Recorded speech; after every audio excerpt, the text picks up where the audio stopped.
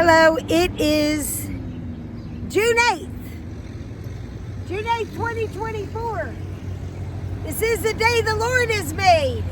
Let's rejoice and be glad in it. He's going to turn your mourning into dancing. He's going to turn your ashes into beauty.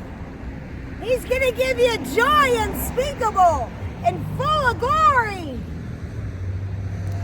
He's going to save you from all of your troubles. For the Lord is good and His mercy endures forever. And He put His blood on the mercy seat. And He said, look, I'll get you out of this trouble that you're in. I can get you out. You can call on the name of Jesus and be saved. And He's going to hold you in His arms like this. And you know what He's going to say to you? He's going to say, oh, I love you with an everlasting love. Oh, I'm so glad you wanted me to hold you today. So I could put all your pieces back together again. I'm the lover of your soul. I'm going to heal your mind. I'm going to heal your brokenness. I'm going to love you like no other. And He has this way about Him. He just has this way. He'll say, I love you, and you'll be wrecked for years. Because you're going to see who you are. And you'll want to come tell somebody that you're loved and adored, and nothing can separate you from the Lord. And you're going to tell them some good news, because they were just hearing bad news. We don't want that. I want to hear something good, like the Lord loves me and He'll never leave me nor forsake me. That's the truth. I want to hear that all the tears that I cried, He was collecting them in a bottle. I want to know that He's a God of compassion and a God of loving kindness. And you'll see Him because He sees you. And He's not judging you. When He looks at you, He sees what He created you to be. He knows what He created you to be. None of this matters. The only thing that matters is that you know who you are today. And that you be loved today. And you be held in your Father's arms. That's what you need. You need love. There's only a place inside of us that can never be filled by this world. It can only be filled because He made you in His image, in His very likeness. He put His divine nature inside of you. He created you to be strong and mighty and more than a conqueror. He created you to stand up for your neighbor and stand up for one another. And go and give to people and go love one another as I've loved you. That's what He wants. It's simple. It's so easy. Just love. I think it's easy. I think it's easy to love you. I think it's easy. Does He love me?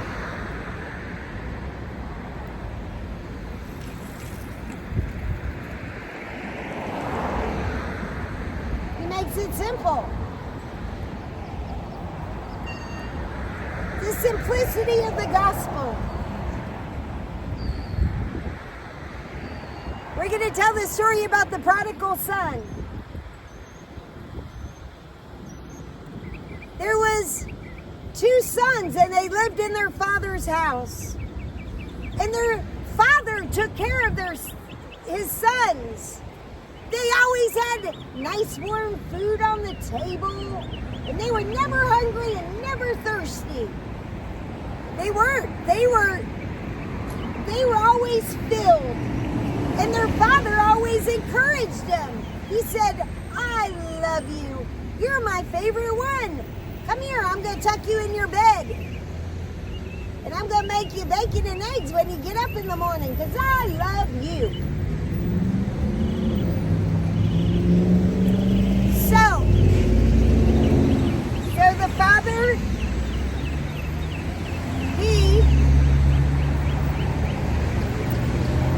so one day, the sons were in their bed and they were sleeping. And all of a sudden, there was somebody talking to one of the sons in his ear. What was he saying? He was saying something like, your father's holding out on you. He's got an inheritance. He's got a lot of money and he's been holding back on you.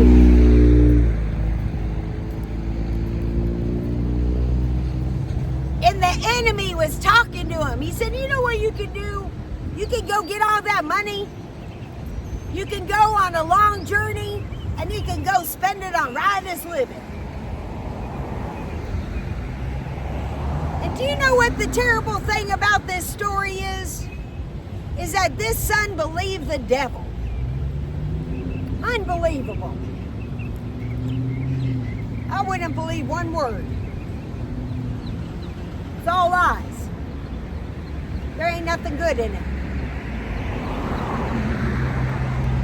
So when the son woke up, he went over to his father. He said, Father, I heard you got an inheritance for me.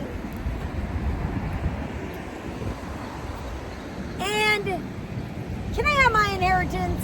Because I'm about to get in trouble up in here. I'm about to go do the wrong thing because I listened to the wrong voice. That's what the prodigal son did. The father gave him the money, the inheritance. Hello. Gave him his inheritance. He went out and he went on a long journey to go get into trouble. You've been on a long journey getting in trouble. You need to get off that road. That's a bad road to be on. There are a bunch of potholes. There are a bunch of calamities on that road. Get off of that road. You ain't made to be on that road. My God. Tell him, Lord. I'm trying to.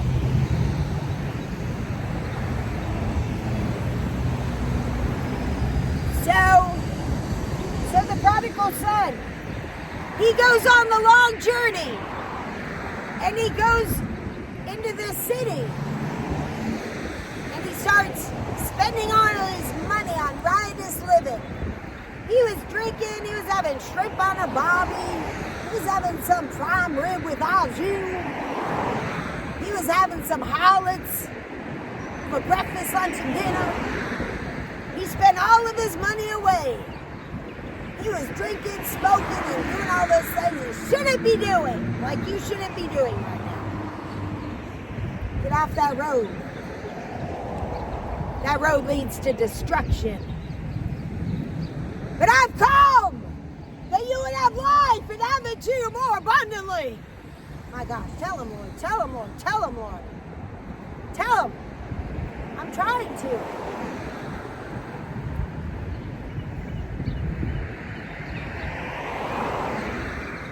So the son, he ran out of money. Yep, that's what the thief will do. He'll come steal and kill and destroy you. He'll take everything away from you.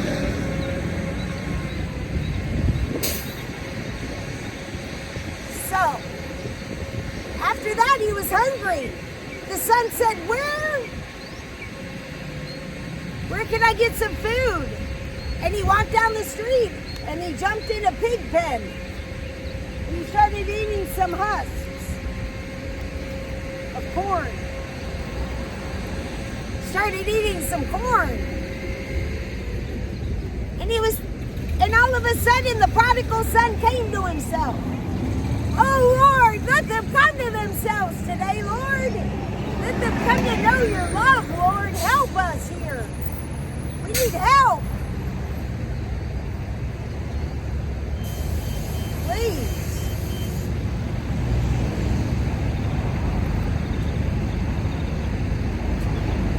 So, the prodigal son woke up and he said something. What did he say? He said, I know what I'm going to do. I got an idea here. I got an idea. Do you think it'll work? What do you think? He said, I know what I'm going to do. I'm going to go to my father's house. I'm going to go back to the one who loved me and cared about me. Who gave me nice warm food. Who never left me nor forsaken me. I'm going to go to my father's house. It was really good at my father's house. He said, but I'm going to tell my father, I'm not worthy to be your son anymore. I sinned against you, Father. I'm going to ask my father to make me a servant. Then I could have something good to eat because I'm starving up in here today. So he goes all the way home on a long journey home. And here he goes. His father, when his son left, his father was never the same again. Just like your father weeps over you all the time. He's wondering when you're going to be loved. He's wondering when you're going to be healed and set free. He's wondering when you're going to get preached the real gospel today.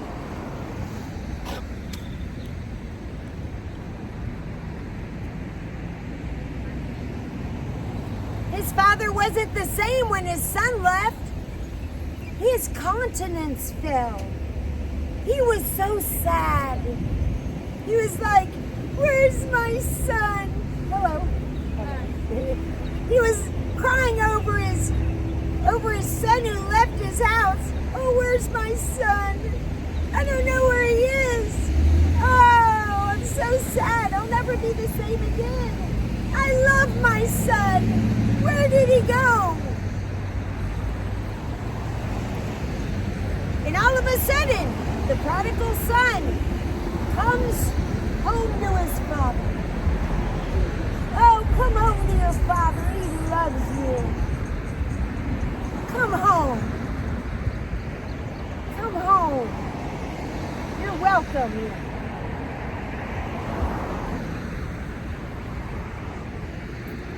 Here comes his son. He's walking through the field. And he sees his father from far off. And his father sees his son. Yay, my son's finally home. Yay! Yay, my son's finally home. And he runs over to his son and he wraps his arms around his son. Oh, you're finally home. I love you. He goes, let me look at you. 2 thumbs up, looking good, son. I love you. You're finally home. I couldn't even sleep when you were away from me. My heart was so broken without you, son. And the son was trying to tell his father all the things that he did wrong. You know, I spent all my money on all these harlots. I spent it on dope. I spent it on these unfruitful works of the devil. The father didn't even hear his son because none of that stuff matters. The father said, come here, servants. Look at my son. Isn't he looking good here? He said, I want you to put a robe around my son. I want you to put a ring on his finger. I want you to put new shoes on his feet.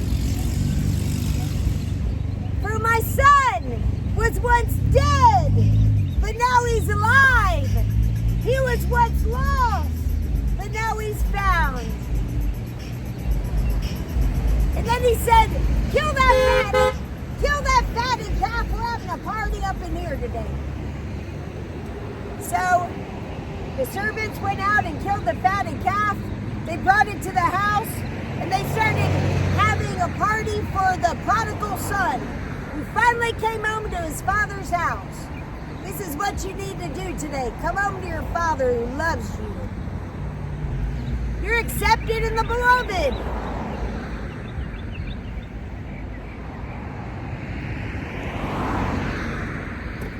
So they're having this party, and